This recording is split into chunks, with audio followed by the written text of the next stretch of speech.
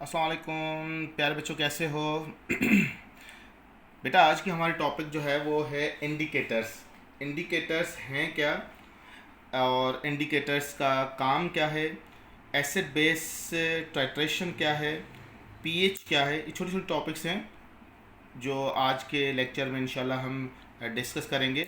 So let's start first. Indicators. Indicators क्या है? अगर कोई आपसे पूछे व्हाट आर इंडिकेटर्स, तो इंडिकेटर्स याद रहे बेटा, indicators are the chemical substance और केमिकल कंपाउंड्स। ये केमिकल कंपाउंड्स होते हैं या केमिकल सब्सटेंस होते हैं विच, इनका काम क्या होता है, which indicate and point of reaction. किसी भी रिएक्शन की एंड पॉइंट बतलाते हैं, यानी कि अभी रिएक्शन स्टॉप हो गया है, अभी रिएक्शन आपका एंड हो गया है। अब सवाल ये है कि कैसे एंड पॉइंट बतलाएंगे इंडिकेटर से। With the help of particular colour, किसी पर्टिकुलर कलर की मदद से बतलाएंगे कि अब रिएक्शन जो है आपका स्टॉप हो गया है।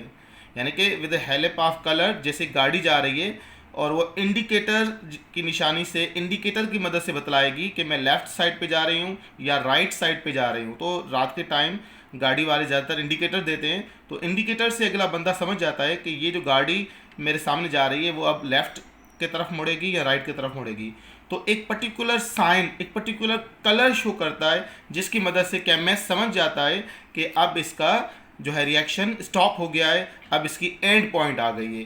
तो याद रहे, indicators are the chemical substance or compound which indicate the end point of reaction with the help of particular color। किसी पर्टिकुलर कलर की मदद से ये एंड पॉइंट हमें बतलाते हैं एट पर्टिकुलर पीएच, क्योंकि डिफरेंट पीएच पर डिफरेंट कलर्स प्रोड्यूस होते हैं। तो डिफरेंट पीएच पर जो डिफरेंट कलर्स होंगे उस हिसाब से केमिस्ट समझ जाएगा कि अब इसकी एंड पॉइंट है। एक छोटा सा एग्जांपल मैं आपको देता चलूँ।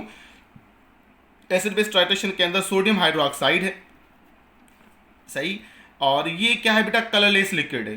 ये it is the colourless liquid, और इसको रिएक्शन करवा रहा हूँ हाइड्रोक्लोरिक एसिड के साथ। ये भी क्या है, कलरलेस लिक्विड है। अब जब दोनों कलरलेस लिक्विड हैं तो ये दोनों आपस में रिएक्शन करेंगे, सॉल्ट सोडियम क्लोराइड बनाएंगे और प्लस क्या बनाएंगे, वाटर बनाएंगे। इस प्रोसेस को क्या कहेंगे, न्यूट्रलाइजेशन। जब एसिड बेस आपस में रिएक्शन करते हैं तो वाटर मॉलिक्यूल बनाते हैं और सॉल्ट, इसको कहते हैं न्यूट्रलाइजेशन। अब ये जो रिएक्शन हो रहा है न्यूट्रलाइजेशन, अब हमें समझ में नहीं आ रहा है कि रिएक्शन स्टॉप हो गया या नहीं हुआ। रिएक्शन स्टॉप हुआ या नहीं हुआ हमें समझ में नहीं आ रहा। क्यों? दोनों कलरलेस हैं, प्रोडक्ट भी कलरलेस है। जब कलरलेस है तो हम कैसे आइडेंटिफाई करें? तो इस सिस्टम के अंदर हम क्या करेंगे, पर्टिकुलर इंडिकेटर का यूज़ करेंगे। जब हम इंडिकेटर का यूज़ करेंगे तो वो इंडिकेटर हमें ख़ास एक कलर जो है वो दिखलाएगा। उस कलर के मदद से हम कहेंगे अब सॉल्ट जो है हमारी इकोमोलर के हिसाब से बन चुकी है, अब रिएक्शन आप स्टॉप कर दें। बात में आ रही है? तो एक पर्टिकुलर कलर की मदद से हम रिएक्शन को आइडेंटिफाई करेंगे, इसका नाम है इंडिकेटर्स। इंडिकेटर्स बहुत सारे अक़साम के हैं, मैं आपको सिंटेक्स का रेफरेंस देता चलूँ। हमारे सिंटेक्स में जो कुछ इंडिकेटर्स के एग्जाम्पल हैं, पहला है जी लिटमस पेपर। अगर आपको नज़र आ रहा हो लिटमस पेपर, ये क्या है, लिटमस पेपर। लिटमस पेपर क्या है, सेल्यूलोज का बना होता है और ये सिर्फ इतना बतलाता है कि सॉल्यूशन एसिड है या बेस है या न्यूट्रल है। अब कैसे बतलाएगा ये भी देख लें ज़रा।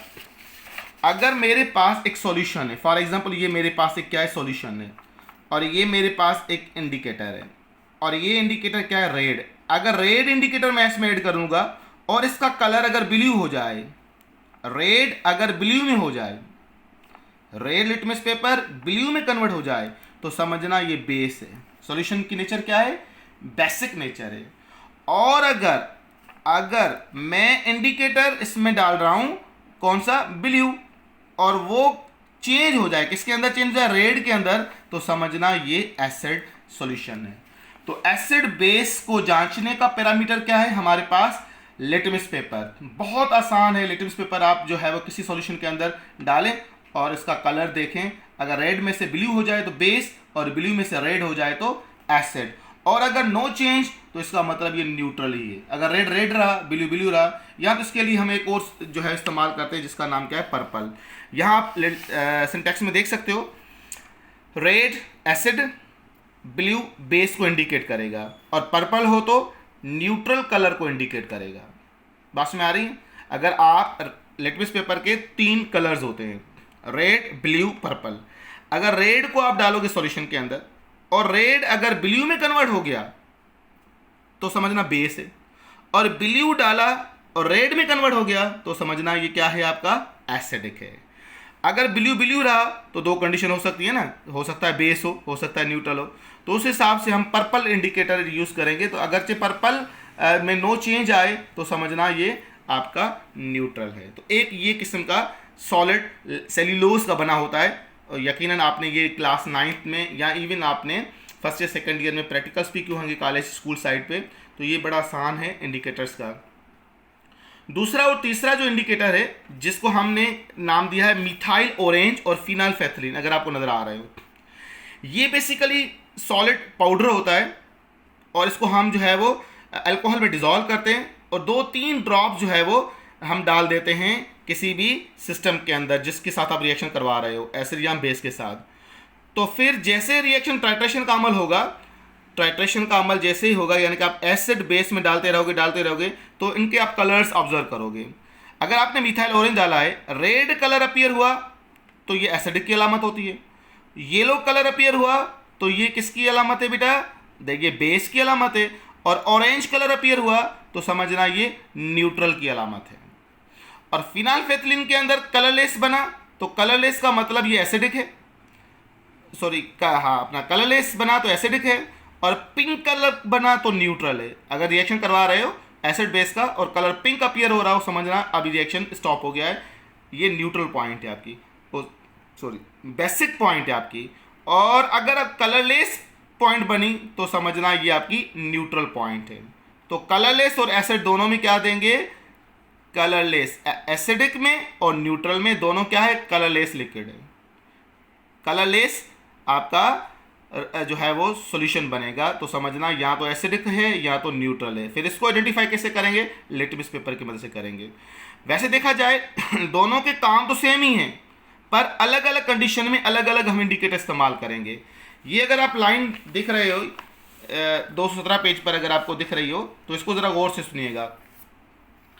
For strong acid and weak base, यानी कि एसिड स्ट्रॉन्ग हो और बेस वीक हो तो उसके लिए हम मिथाइल ऑरेंज का इस्तेमाल करते हैं।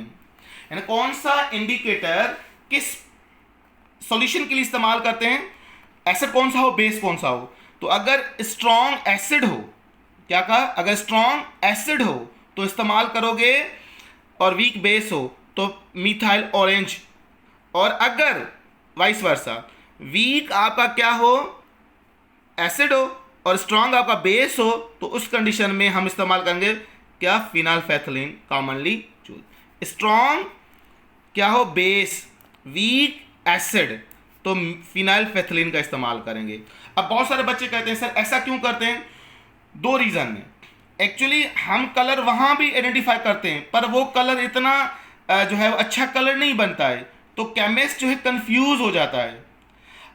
देखें आप अगर कॉलेज के स्टूडेंट्स हो तो यकीन आपने प्रैक्टिकल किए होंगे, ये मैं भी करवाता हूँ प्रैक्टिकल। हमने दोनों पे इस्तेमाल किया है, वीक पर भी स्ट्रॉन्ग पर भी, और दोनों एक ही सॉल्यूशन पे हमने एक ही इंडिकेटर रखा था। तो याद रहे हमने ये देखा जब स्ट्रॉन्ग एसिड और वीक बेस इस्तेमाल कर रहे थे और फिनाइलफेथलीन के अंदर इस्तेमाल कर रहे थे तो उसमें कलर तो बन रहा था पर कलर इतना अच्छा नहीं बन रहा था, यानी कि हम आइडेंटिफाई नहीं कर पा रहे थे कि अब जो है वो एंड पॉइंट आई कि नहीं आई। पर जब हम वहाँ पर क्या इस्तेमाल कर रहे थे, फिनाइलफेथलीन रिस्पेक्ट ऑफ मिथाइल ऑरेंज, तो उसका colour with respect of strong base में अच्छा बन रहा था। तो ये अलग अलग हमने इंडिकेटर इसलिए बनाए हैं ताकि इनका कलर जो है वो अच्छे तरीके से आप आइडेंटिफाई कर सको। ये एक इंट्री टेस्ट में एमसीक्यूज भी आया हुआ है, इसको ज़रा गौर से सुनिएगा। स्ट्रॉन्ग एसिड वीक बेस में मिथाइल ऑरेंज का इस्तेमाल करते हैं और स्ट्रॉन्ग बेस और वीक एसिड में फिनाइलफेथलीन का इस्तेमाल करते हैं। ये 2 पॉइंट्स बहुत ज़्यादा इंपॉर्टेंट है, इसको नोट कीजिएगा। उसके बाद लास्ट इंडिकेटर है हमारे पास यूनिवर्सल इंडिकेटर। अब यूनिवर्सल इंडिकेटर हम किसको बोलते हैं बेटा, और इसका काम क्या होता है, ये सब के लिए इस्तेमाल कर सकते हैं। जैसे कि यूनिवर्सल रिमोट कंट्रोल होता है ना बेटा, किसी भी तरह की आपकी टीवी हो सब पे अप्लाई कर सकते हो। तो यूनिवर्सल इंडिकेटर सब सॉल्यूशन के लिए इस्तेमाल करते हैं। इवन दो इंडिकेटर्स और यूनिवर्सल इंडिकेटर और लिटमस पेपर में बस इतना फ़र्क है कि लिटमस पेपर आपको सिर्फ ये बतलाएगा कि सॉल्यूशन एसिड है या बेस है, यूनिवर्सल इंडिकेटर आपको ना सिर्फ ये बतलाएगा एसिड है ये बेस है, पर उसकी पीएच भी बतलाएगा कि इसकी पीएच क्या है। अलग अलग पीएच पर अलग अलग कलर्स अपीयर होते हैं। ये देखें 221 पेज पर अगर आपको नजर आ रहा हो, 0 पर रेड, 3 पर ऑरेंज, 6 पर येलो, 7 पर हो तो ग्रीन, 8 पर हो तो ब्लू, 10 पर हो तो डीप ब्लू और 14 पर हो तो पर्पल कलर इंडिकेट करते हैं। एक्चुअली हम करते किस तरह से हैं, बहुत आसान है। हमने लिटमस पेपर लिया, ये बड़ा लिटमस पेपर होता है, ये इस तरह का लिटमस पेपर, तो इसमें डिफरेंट कलर्स होते हैं, दीज आर डिफरेंट कलर्स। जैसे ही आप सॉल्यूशन में डाल दोगे तो जो सॉल्यूशन की नेचर होगी, फॉर एग्जांपल यहाँ पर 7 pH की, यहाँ पर मैंने डाला तो 7 pH, तो और कलर को ये कुछ भी नहीं करेगा, जो 7 पर कलर है ना बेटा, उसको ही थोड़ा डार्क कर देगा। उसको क्या कर देगा, थोड़ा सा डार्क कर देगा, और उसकी मदद से आप ये जानोगे कि ये जो है वो कलर जो डार्क हो रहा है, जैसे 7 पर ग्रीन कलर है, ये डार्क हो रहा है, तो उसका मतलब ये सॉल्यूशन की नेचर क्या है, न्यूट्रल है। बात में आ रही है। अगर जो डीप ब्लू कलर हो आप कहोगे बेसिक है और उसकी पीएच ही बताओगे। लिटमस पेपर यूनिवर्सल इंडिकेटर में कोई फर्क नहीं है, अलबत्ता ये कि वो सिर्फ एसिड बेस बतलाएगा, ये एसिड है बेस है, पर यूनिवर्सल इंडिकेटर आपको एसिड बेस के साथ साथ ये भी बतलाएगा कि इसकी पीएच क्या है और किस कलर पर इसकी पीएच क्या बनेगी। तो ये टेबल बहुत इंपॉर्टेंट है बेटा, इसको नोट कीजिएगा, ये एंट्री में आया हुआ भी है कि 7 पर कौन सा कलर होगा, 8 pH पर कौन सा कलर होगा, इसको याद कीजिएगा बेटा। उसके बाद